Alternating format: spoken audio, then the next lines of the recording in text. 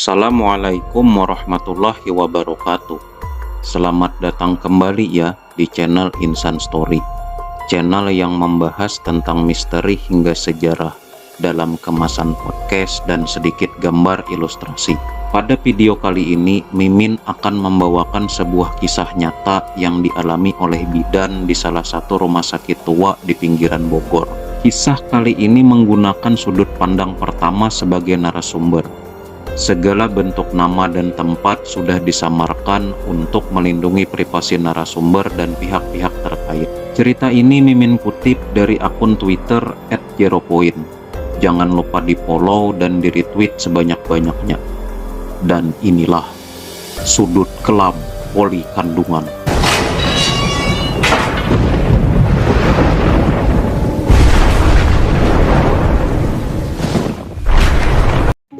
Panggil saja aku Intan. Aku bekerja sebagai bidan di salah satu poli kandungan rumah sakit besar dan tua yang ada di pinggiran Bogor. Bagi semua yang kerja di rumah sakit ini, meski sudah biasa, tapi setiap kebagian shift malam itu selalu jadi tantangan tersendiri. Sudah jadi rahasia umum kalau rumah sakit ini terkenal angker dan banyak cerita-cerita aneh. Salah satunya tentang sosok perempuan berlendir penghuni poli kandungan yang suka bersenandung seperti menidurkan bayi. Menurut cerita yang beredar, ada yang bilang dia dulunya pasien melahirkan yang meninggal bersama bayinya ketika menjalani operasi. Tapi ada juga yang bilang kalau perempuan itu dulunya bidan yang bunuh diri di rumah sakit ini karena hamil di luar nikah lalu ditinggal kekasihnya. Hampir semua bidan di sini rasanya sudah nggak asing dengan sosok tersebut karena banyak dari kami kerap diganggu kala tugas. Bahkan beberapa bidan sampai ada yang resign karena nggak kuat. Makhluk perempuan berwujud bidan mengerikan itu sering mengganggu setiap ada pasien melahirkan pada waktu malam hari. Ibu Ani udah masuk pembukaan 7. Kata dokter, dilahirkan saja bayinya, ucap Sisi, salah satu rekan bidanku pada Teh Laila, bidan senior yang satu kelompok dengan saya. Mati, udah malam gini lagi, ucapnya spontan. Ya udah, bismillah aja Teh. Mau gimana lagi, kami selalu ketar-ketir tiap kali melangsungkan proses melahirkan di kala malam hari. Biasanya, sebisa mungkin kami tahan prosesnya sampai menjelang pagi. Namun, kondisional pasien memang tidak menentu. Kami seringkali tak punya pilihan, namun selepas itu selalu ada kendalanya. Malam itu pasien masuk ruang tindakan sekitar pukul 12.30 dini hari. Kami menunggu pembukaannya lengkap. Di ruang tindakan hanya ada satu pasien itu saja, dan malam itu pasien tidak ditemani suaminya ataupun keluarganya karena suaminya juga sedang kerja shift malam yang tak bisa ditinggal. Ibu jangan ngaden dulu ya Bu, belum boleh. Sementara kita tunggu pembukaannya lengkap dulu. Kalau ada apa-apa, tekan tombol ini ya, jelasku kepada pasien. Kami berkumpul siaga di meja rawat poli kandungan. Malam itu rumah sakit sudah sepi. Lalu aku keluar lorong untuk mengambil kasa. Rasanya kayak ada yang merhatiin dari berbagai arah. Mana lampu penerangan rumah sakit kalau malam remang-remang, dan beberapa spot lampu sengaja dimatikan. Di tengah perasaan was-was, tiba-tiba pasien berteriak keras. Kami pun panik dan segera buru-buru menghampirinya. Ibu kenapa? Kan saya bilang, tekan tombol bel saja kalau ada apa-apa. Jangan teriak, nanti energi ibu habis, ucapku. Sus, tadi saya melihat perempuan serem banget di tempat tidur sebelah, ucap pasien itu. Sebelum lanjut, biar aku ceritakan dulu apa yang dialami oleh Bu Ani pasien yang berteriak tadi. Di ruang tindakan itu ada 6 ranjang bunker yang berjejer berbatasan dengan sekat tirai saja. Saat itu di ruangan tersebut cuma ada satu pasien, yaitu Bu Ani. Karena setiap pasien yang habis melahirkan pasti langsung dipindahkan ke kamar rawat. Ibu Ani sedang tidur miring ke kiri sesuai instruksi kami. Dia merasakan kontraksi yang kuat dan luar biasa sakit dari perutnya. Namun tiba-tiba terdengar suara perempuan bergumam, bersenandung seperti sedang menyanyikan lagu anak-anak. Mulanya Bu Ani berpikir bahwa ada perawat di dalam ruangan itu. Tapi karena fokus pada rasa sakit, dia tidak begitu mempedulikan. Suara itu terus bersenandung lembut, namun lama-lama berubah menjadi tawa yang memekik. "Sus!" panggil Bu Ani. "Sus!" Suara itu berhenti. Namun Bu Ani merasakan ada sosok yang berdiri tegap tepat di belakangnya. Hawa terasa panas. Ibu Ani bercucuran keringat. Dia menengok ke arah belakang, tapi tidak ada siapapun. Karena mulai merasa tak nyaman, Ibu Ani memutar tubuhnya terlentang. Dan ketika itu, kembali terdengar suara perempuan bersenandung tepat di sebelahnya. Kali ini ada siluet perempuan duduk di atas ranjang yang tercetak jelas dari tirai tipis yang menyekat antar ranjang. Bu Ani mulai merasa ada yang tidak beres. Pasalnya, suara senandung itu amat tidak biasa. Lagu anak dibawa seperti gumaman lagu tembang Jawa. "Sus, sus!" gemetar Bu Ani. Dia mulai ketakutan karena sedari tadi tak ada pasien lain selain dirinya. Karena penasaran, Bu Ani menggeser tubuhnya sedikit agar bisa menyingkap tirai. Dan betapa terkejutnya dia saat melihat perempuan berambut panjang basah, berkulit pucat biru dengan urat-urat menonjol keluar, serta matanya putih semua seperti terbalik. Makhluk perempuan itu seketika tersenyum lebar, menampilkan gigi-gigi dan mulut yang penuh lendir menetes. Dia memiringkan kepalanya pelan ke kiri dan ke kanan, sembari bersenandung mengayun. Spontan, Bu Ani langsung memutar badan dengan cepat ke arah kiri seolah lupa dengan perutnya yang sedang kontraksi. Beruntung, kami datang dengan cepat. Namun mendengar cerita Bu Ani membuat kami saling menatap. "Gak ada apa-apa, Bu. Ada kita kok di depan. Tenang aja. Ibu fokus simpan energi ya buat nanti melahirkan," ucap salah seorang rekanku menenangkan pasien. Pembukaan pasien setelah diperiksa sudah hampir lengkap. Bersama itu, sejujurnya kami juga deg-degan karena apa yang dialami oleh pasien tadi bisa jadi merupakan satu tanda. Apapun itu, firasat kami mulai tidak enak. Kami resah, namun mencoba tetap tenang demi menjaga situasi tetap kondusif. Kami mempersiapkan alat-alat medis untuk melahirkan.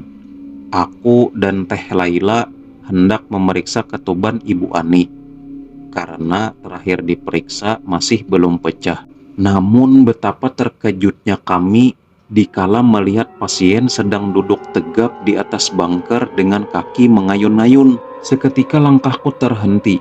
Aku melihat pasien dengan seksama. Dia tampak berbeda, seolah tak lagi merasakan sakit. Ibu Ani duduk santai menatap lurus sambil bersenandung pelan. Kemudian dia tersenyum lirih ke arah kami. "Bu," panggil Teh Laila.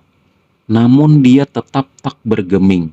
Ketika ditatap Bu Ani, entah mengapa aku merasa takut. Lalu seketika dia mengucap lirih, "Ayo, keluarkan makananku," sambil mengelus-elus perutnya sendiri. "Tan, buruan panggil satpam," pinta Teh Laila. "Panggil satpam, panggil satpam," ucap pasien itu mengulang kalimat Teh Laila sambil memiring-miringkan kepalanya seperti mengejek kami. Kami yang satu poli semuanya perempuan panik bukan main. Namun Teh Laila berpesan untuk kontrol diri. Jangan sampai pasien rawat inap yang baru habis melahirkan tahu dan ikut panik. Kami tak ada yang berani mendekat sampai satpam datang. Pasien itu terus bersenandung sambil mengelus-elus perutnya. Malam itu sangat kacau. Pasien sempat mengamuk meronta-ronta. Kami semua berusaha sekuat tenaga menahannya, meski sambil histeris ketakutan. Karena membahayakan keselamatan bayinya, atas persetujuan dokter, maka kami memutuskan untuk membiusnya. Situasi kandungan dalam status janin sudah harus dilahirkan, maka dokter memutuskan untuk melakukan tindakan sesar. Singkatnya, alhamdulillah, operasi berjalan lancar. Ibu dan bayinya selamat, meski bayinya diindikasi kekurangan oksigen dan harus lebih dulu dilakukan perawatan insentif. Itu pengalaman pertama aku menangani pasien melahirkan dalam kondisi kesurupan. Tapi keanehan tak sampai di situ. Setelah kejadian Bu Ani, kami satu poli sering mendapatkan teror yang bahkan lebih parah dan terang-terangan. Bayi yang baru lahir itu langsung kami bersihkan. Bayi Bu Ani dari pas keluar itu nggak nangis. Kami coba tepuk-tepuk sampai mengoyak-ngoyak untuk mematik responnya. Tapi tetap nggak nangis. Namun detak jantungnya masih ada. Akhirnya aku diminta untuk membersihkan bayi agar cepat masuk ruang NICU. Ketika di ruang nipas, itu sepi banget. Aku masih terbawa dengan situasi kejadian tadi. Ditambah wangi melati semerbak banget menyengat ke hidung. Ini nggak biasa. Aku pun merinding. Tapi aku tak punya pilihan. Aku sedang menjalankan tugasku sebagai bidan. Nyawa bayi di genggamanku sedang dipertaruhkan. Kaki aku tuh udah gemetar banget. Rasanya seperti ada orang di belakang. Sebisa mungkin aku coba bodo amat. Aku baca doa yang kubisa sambil mempercepat gerakan tangan membersihkan bayi. Akan tetapi lama-lama terdengar suara mengayun mendayu. Kayak lagu anak tapi ditembangin. Merinding sumpah. Sosok di belakang terasa semakin jelas. Tapi aku nggak berani nengok sama sekali. Baca-bacaan doa aku suarakan kencang. Saking paniknya aku malah membaca ayat yang sama berulang-ulang. Suara itu semakin jelas. Aku merasa ada siluet hitam tepat di atas kepalaku. Tapi aku nggak berani nengok. Suara senandung itu makin jelas terasa dekat banget sama telinga. Teh Laila, Nuri, Teh. Aku sembarang memanggil nama, berharap ada yang mendengar terus datang menolong. Bayi yang tadinya nggak nangis, langsung nangis. Aku antara senang tapi juga merinding. Tanganku gemetar, kaku banget. Lalu tiba-tiba ada cairan kental menetes di kepalaku. Aku nggak berani nengok, takut banget. Yang pasti cairan itu bau amis dan bau busuk jadi satu. Astagfirullah. Yang bikin aku takut ialah aku nggak tahu ini aku dengar dia berbisik apa gimana. Tapi seketika di batin aku mengucap kuat, bayi lahir, bayi mati, bayi lahir, bayi mati, bayi lahir, bayi mati. Kata-kata itu terus berulang sampai aku nyebut istighfar mencoba melawan. Aku takut kerasukan, lalu hilang kendali diri, ditambah ada bayi yang lagi ditangani olehku. Intan! Tepukan dari Nuri menyadarkanku. Astagfirullah. Ternyata dari tadi aku hanya membuka keran, tapi belum sempat mandiin bayinya. Cuma bayinya emang sudah nangis. Buru-buru aku bereskan tugasku dan menyerahkan bayi ke ruang bayi. Malam itu terasa amat panjang. Masing-masing dari kami merasakan kejanggalan yang berbeda-beda. Mulai dari mencium bau busuk, mendengar suara senandung, sampai ada yang bilang, katanya aku berjalan menemui Bu Ani, padahal aku masih mandiin bayi. Besok harinya, dokter anak yang mengepalai kami mendapat kabar kalau bayi Bu Ani menjadi biru karena saturasi oksigennya menurun. Padahal sudah dibantu dengan alat, tapi masih belum cukup. Beruntung pagi itu pihak keluarga Bu Ani langsung ada yang datang. Dan ketika kami beritahu kondisi terkini dari bayi Ibu Ani, tiba-tiba Ibu Ani ketakutan dan berkata, "Saya mau pulang aja, saya mau pulang, bawa anak saya pulang." Kami sekuat tenaga menjelaskan kalau kondisi pasien harus diperiksa dokter pasca operasi. Sedangkan bayinya juga belum bisa dipulangkan karena kesehatannya menurun dan masuk dalam kategori bayi sakit. Lalu pasien itu menangis histeris dan bilang, "Kalian nggak tahu, saya nggak mau anak saya dibawa setan." Ucapan Bu Ani membuat kami semua kaget. Lalu kami akhirnya bicara ke pihak keluarga sekaligus menceritakan apa yang terjadi tadi malam. Namun yang mengejutkan, pihak keluarga juga menceritakan apa yang diungkapkan Bu Ani. Kalau dia saat tidak sadar waktu operasi lah kan, entah mimpi atau tidak, dia berada di rumah sakit ini dalam keadaan seluruh lorong gelap. Lalu dia melihat perempuan berambut panjang yang sedang jongkok di ujung lorong. "Sus, sus." Mulanya Bu Ani mengira itu suster karena penglihatannya dari jauh tampak samar. Namun ketika didekati, dia sedang jongkok sambil makan ari-ari dan janin seperti binatang. Di mulutnya penuh darah.